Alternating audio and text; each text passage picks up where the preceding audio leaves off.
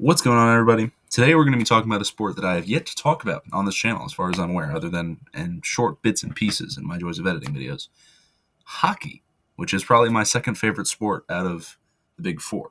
So, as I have mentioned in my return video, this is not going to be solely football and wrestling anymore, but more of a very wide variety sports channel. And there's a few ideas that I have brewing in my head. I might do a live stream eventually, just kind of discussing those. I doubt anybody's going to actually watch it live, but I just want to talk about it in case anybody cares. But we're going to be going to hockey today, and what we're going to be talking about is the preseason placements for all the teams in the league and where I think they're going to end up going once we get to the end of the season. We're going to start at the bottom tier and work our way up to the top tier, and I have a little list that I'm going to be referring back to. It's not digital or anything, so you might see me like glance from side to side because I'm looking at that list, but that's where I'm getting my sources from. I did some research. I looked through the NHL website, looked at some of their pickups, looked at some of their drops, and a lot of them were teams that lost players near the bottom and gained players near the top, or didn't lose players. But as I said, we will get to that when we get to that. We're going to start at the very bottom in the fifth tier that I have made, which I have categorized as mega ass, which I feel like is pretty accurate for the teams in here. Now, another note, teams within a category are not ranked within that category. It's just the section that they're in. So I'm going to list them in a certain order, but that is not like, worst to best or best to worst or anything. It's just teams in that zone. And there are a couple exceptions to this, which I will get to when I get to them. We will get started in the mega ass category with the Buffalo Sabres. This is a team that has been objectively bad for a very long time. Matter of fact, I actually made a graphic for this. I wrote this down when I was on vacation in, I think, Hawaii, because I was sick and I needed something to do. And I decided that I was going to start writing down some sports analytics. It's over there. I would normally pull it out and go grab it, but I'm not going to because I don't want to go over there. But it was showing their record over the last couple of seasons. And if this was the last time they made the playoffs, it has steadily been and just been awful ever since. And the thing is, they've had very good pieces on their roster. Sam Reinhart, Jack Eichel, Bowen Byram, that one guy with a really cool name, Owen Power, all of them. Really good. Tage Thompson. Great talent. Stanley Cup winning talent on their team. But they have traded them away and let them go and just failed at every aspect of building a championship contender. And I don't know how they've done it. They've had so many good pieces that they have just lost. And it's honestly crazy to look at from an outside perspective. It's ridiculous, and that's why I think they're going to be in this category. The two other teams in this category, I just wanted to hate on the Sabres for fun. Hi, Mr. Burns. Are the Nashville Predators and the Pittsburgh Penguins. Pittsburgh Penguins are both because I'm a Caps fan, so I kind of automatically have to be like, boo! But at the same time, they also just have a very poorly structured team. A lot of their older guys are either already retired or very close to retiring. Guys like Malkin, Crosby probably. And specifically with Crosby, there were legitimate rumors about him moving. And he is not a guy that you would think would move. But they were swirling around as feasible options. And you thinking about them be like, that's not crazy to say, which is ridiculous for a guy like Sidney Crosby, who should be a cornerstone and not someone you would ever consider trading or just getting rid of, period. But when you're getting guys like that in the situation, there's something severely wrong. Anyways, the other team, the Nashville Predators, they're an old team that just aren't good. You saw them last season. They sucked. They're probably still going to suck. Now, there's one other team that's kind of on the border between this category and the next, is the Philadelphia Flyers. And I only say this because they're a younger team. So unlike the Sabres, Preds, and Pens, I hope that they can use their youth to their advantage and be like one of those energetic, still going strong in the third period kind of teams that picks up a couple wins around then, maybe in overtime, something like that. Goaltending's probably going to be an issue for them. But they're, as I said, a very young team. But historically, young teams don't do well, especially in the postseason. So I doubt that they're going to get anything done. The average age of the last 10 Stanley Cup champions has been 27 or 28. And the Flyers are 24. So I severely doubt that they're going to do a lot of winning next season. So they're kind of on the border between mega ass and the next year, which is just ass. But they're somewhere around there in the middle. Then we move on, as I said, to the ass tier. These are teams that I think aren't going to be good and probably won't make the playoffs or get close to making the playoffs, but they're not like horrendous. Like they're not going to have the best odds at the first overall pick come the 26th draft. And these teams are as follows: the Bruins, Blackhawks, Wings, Mammoth, Kraken, and Islanders. And there's one other team that I'm going to get to in a minute. So the Mammoth, obviously like an expansion franchise, very new, just moved, just got their name. Like they're doing a lot of like in organization stuff and not focusing on the hockey part of it. Like they're just trying to establish themselves first and then like start building a little later. So they have, don't get me wrong, they have pieces. Like Vejmelka is not bad. They have Clayton Keller and he's pretty solid. And then they have a couple of like depth pieces on their roster. But I don't think they're a team that's going to be making a run anytime soon. I think they were like fifth in their division. They were fifth or sixth in their division. So I doubt that they're going to go any higher than that. Maybe they'll get a solid fifth or a lucky fourth, if anything. But I doubt that they're going to be making the playoffs. And realistically, they're going to be sixth in their division again because they didn't add too much and they got rid of a bunch of other stuff too. And I noticed that about a lot of teams this season, that they lost a lot more than they gained. Other than the few teams that I have in the top tiers, they lost a lot. When we go to teams like the Bruins, they kind of suffer from the same problem as the Predators, where they're kind of old and just not great. I feel bad for David Pastrnak because he's like the only thing keeping this team afloat.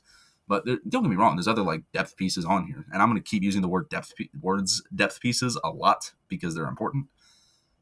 But I feel bad for David Pastrnak. That's all I have to say. Like the guy is the one thing keeping this team together. And I did another analytical study. I was writing a bunch of stuff down, figuring out like statistically who the MVP should be if you look at MVP averages at the halfway point of the season. And I couldn't go all the way because there were seasons that were cut short, 2020 and 2021. And if you like doubled all those numbers and averaged them out, the closest mathematical answer would have been David Pastrnak to win MVP rather than Leon Draisaitl. So like, yes, he didn't win MVP, but on a pure analytical standpoint, he is the average for MVP, other than like win-loss record. And I find that ridiculous, especially with how bad the Bruins roster has been overall. Crazy to see. Then the Blackhawks and Red Wings, both like younger. Not the Red Wings. The Red Wings are old. The Red Wings are older, but they lost a lot of pieces, so I doubt that they're going to be making a playoff push. I wouldn't necessarily say they can't make like the last spot in the playoffs, but I find it doubtful given as they had a couple guys retire and move and not a lot come in. And with the Blackhawks, they're supposed to be bad, and I'm not surprised that they will be bad. They still got Bedard, obviously. They still have a couple of other guys. They got a goalie. Just blanking on what his name is right now. I know who I'm thinking of. Don't remember his name. But that guy, if you watch hockey, you know who I'm talking about. He's solid, but this is, again, not a team that's going to be competing for the playoffs. They're going to get like one more top draft pick and then maybe make a shot at the lower end, like 7 or 8 seed. And then we have the Kraken and the Islanders. These two teams, like, I want to categorize them together, as in, like, they're the definition of a mid-team that's never making the playoffs, but is going to shock you with a couple of random wins during the season. The Isles more so on the good side of that, the Kraken on the bad side of that. The last team I have in this category is the San Jose Sharks. And you might say, there's no chance that the Sharks are going to be better than the Isles. And I think, to a degree, that's not that crazy. But I think the Sharks are such a fun, like, random team that they could make a 7th or 8th seed playoff push, even in a hotly contested West. Just at random, they just go on a hot streak in, like, December and end up making the playoffs on a whim. I would not be surprised to see that happen. Now, they most likely get flattened in the playoffs. But with the talent they have in Celebrini and some of the other guys they have, like Smith, and they brought in a couple guys. I think they brought in Mikael Granlund, especially. He was one of the important ones. No, Granlund went to the Ducks. What am I talking about? Point being, they brought in some important pieces that they could use, and I could see them maybe making that push. If not this year, then next year. But, as I said, very coin flip with their entire roster. The next category that we're going to be going to are the borderline playoff teams. I think this is the biggest category of the bunch. And we're going to be going through a couple of different categories here. First, we have 3 teams that I think are on the borderline itself of this category and ass. And it really just depends on whether or not they stay healthy. We have the Ducks, Flames, and Blue Jackets. All these teams fit very similarly into the same slot. Other than the Ducks, I think they're probably worse than the other two because they lost Trevor Zegras for whatever reason. And they did pick up a lot of good pieces. As I said, Mikhail Granlund. I think they picked up a couple of other pretty solid guys. But will they thrive without Zegras is just going to be the main question of the season. Is the Zegras move worth it? I find that doubtful that it will be. But all in all, we will see. And that's also why I think the Flyers lean more towards ass, not to go back to them, but because they have Zegras and they got a couple of other pieces, they could also be like not a playoff contender, but like lurking around to mess around with the playoffs, if you know what I mean. Anyways, back to the Ducks. They're going to be mid. The Flames and Jackets along the same line. They were both close to making the playoffs, if not making the playoffs. The Flames were like one win away, and so were the Blue Jackets in a closeout game versus the Caps.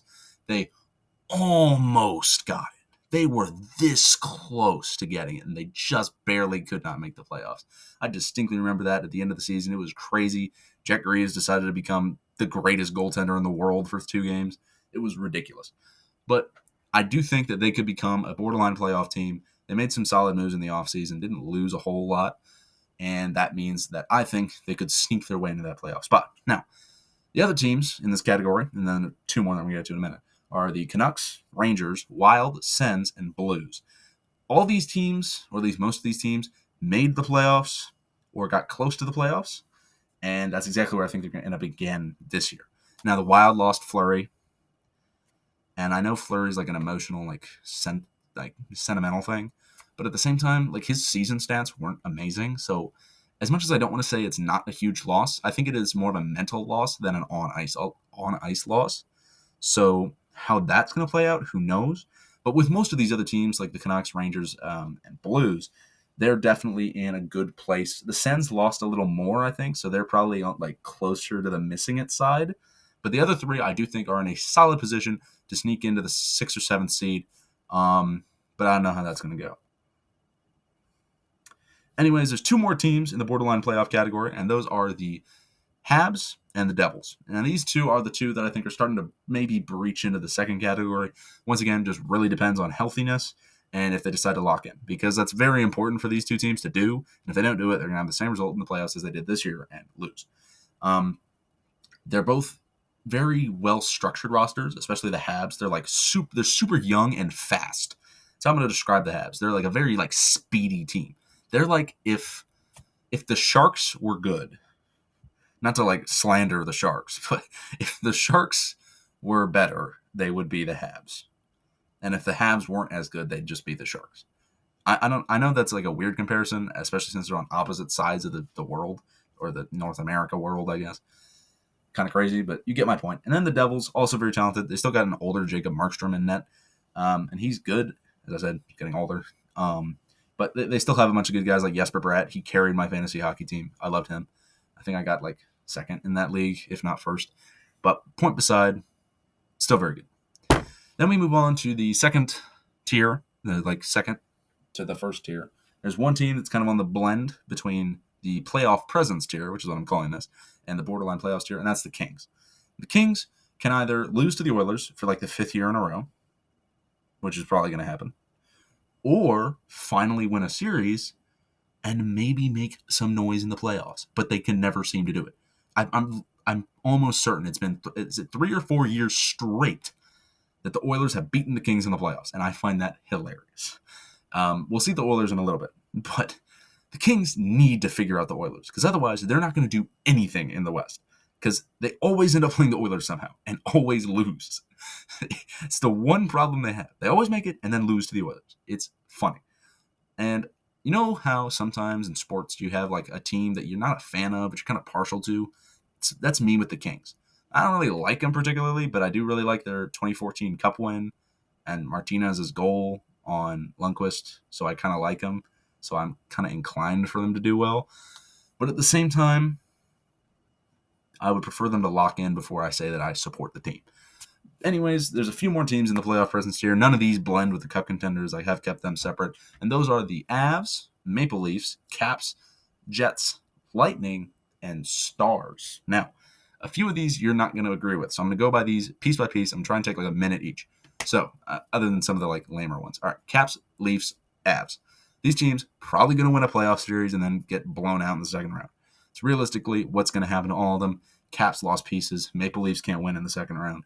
And the Avs, what are they going to do? They're getting older now. McKinnon's probably going to need another like star other than Makar to like go back and forth with, and he just can't find one. So I don't know what they're going to do. I pray for their sake that they find somebody to help them because they need it. But the Stars, Lightning, and Jets, I want to go over that. Jets. Great goaltending, don't get me wrong. But it's also playoff Connor Hellebuyck. And Connor Hellebuyck in the playoffs, as we know, is not good. And because of how good they were last year, they also ended up losing quite a few of their pieces to other teams. And this is the biggest problem with being a successful team that loses. Not in the finals, but like in the conference championship. Think about it. Like, you're a successful team, you know? You do pretty well for yourself. You make your conference finals and you lose in 6. Okay. It's not the end of the world. You obviously would have preferred to at least made the finals, but oh well. But then your players are going to be less inclined to stay on your team so they can find new contracts and then team's gone. Maybe you'll make the playoffs again, probably lose in the first round or not make the playoffs, and then you're just in a terrible situation. I think that's what's going to happen to the Jets. They lost quite a few pieces, and playoff Connor Hellebuyck, as we know, is not good. So I find it highly, highly likely that they are not going to be a cup contender. They might make some noise in the playoffs, but maybe just in the first round. Then we have the Lightning. On a similar note, but also just because the Lightning, ever since their back-to-back, have just been like, Like, as much as they've been really good, like Vasilevsky, Kucherov, Hagel, all of them, good. They're just like, when you think of the MVP and you think of the best players in the league, they're going to come to mind, but they're not going to be like top 3. You're going to think of Vasilevsky as like 5. You're going to think of Kucherov as like 8 at the lowest, maybe 4 at the highest. And like, as much as that seems to say like, oh, that's still really high, you just don't believe. It's not a team you can believe in because you know they're going to lose in the first or second round. And it's like, okay, they lost again. I'm shocked. So it's not a team that like if I was a Lightning fan and I saw them make the playoffs and they get the 3rd seed again, I'd just be like, oh, cool. We're going to win in 5 and then get flattened in the second round again. I think that's what happened for the last couple of years, or just losing in the first round altogether. And don't get me wrong, that 2020 and 2021 Cup is carrying some of their legacy, some of those guys on that roster. Don't get me wrong. I hope that they can win a cup because I like some of those guys. Like, I like Vasilevsky, and that one save he made was ridiculous. The one where he's like behind his back. But still, I doubt that this team is going to be a cup contender. They sure as hell might make a playoff presence, but not much better than that. And the last one, the controversial one that I've been thinking about for a while, the Stars. They lost so much. This comes back to my thing I was talking about with the Jets. If you think the Stars lost a lot, you have not seen the Jets. Or if you think the Jets lost a lot, you have not seen the Stars. They lost so much. They lost like Cody Secchi. They lost Granlund. They lost, oh my goodness gracious, they lost like their whole team. And yeah, they have younger talent. Remember what I was saying about the Habs a little while ago about them being young? No, not the Habs, the Flyers. And the, whatchamacall? Blackhawks. Flyers and the Blackhawks. They're all the way back over there in the ass tier. But just like the Stars, now they're young as hell, and young teams don't win championships. As much as it would be nice to see a young team, like the Thunder, for example, well, yeah, free throw line, but you get the point. A young team win, it's not going to happen. 27 years old, 28, that's how old you got to be. And that's not going to happen for the Dallas Stars. Their average age is like 25. I find it highly doubtful that the Stars are going to be a cup contender. Maybe they'll make the Western Conference Finals for like the 4th time in a row, but I find it likely that they're going to lose in the second round. And now we have our final tier, 4 teams, 2 from each division, or conference, I should say. Let's just list them off. We got the Carolina Hurricanes, Eastern Conference Finals appearance. Carolina Panthers, defending Carolina. Florida Panthers, geez, definitely not the Carolina Panthers. Florida Panthers, defending Cup champions. Oilers, lost in the final. And the Vegas Golden Knights, a team that lost, I think, to the Oilers in the playoff run, but didn't lose a lot overall. And that's why losing in the second round is the best. Because there's not a lot of teams that are going to be like, oh, we need those guys that did so well in the playoffs. And yeah, your players might not be super inclined. They're like, oh, we made the playoffs. Could do better next year. Oh. That's why losing in the second round is the best place to be if you don't end up winning at all. So I think that these 4 teams are the top teams to look out for in the shot for winning the cup again. Will the Panthers 3-peat? We'll see. Will McDavid finally get a cup? Also, we'll see. The Hurricanes, what are they going to do? Are they going to decide to lock in with Aho or no?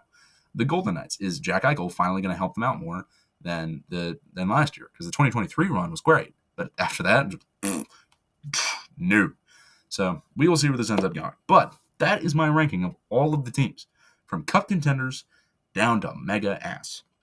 Do you agree? Do you think that the Panthers are a mega ass team? Do you think that the Sabres are a cup contender? Please make sure to let me know down in the comments down below. I always love to see these takes, especially with sports I don't talk about a lot. What do you think? Maybe like what other sports should I cover? Should I talk more about basketball, about baseball? Should I talk about like cricket or curling? I don't know.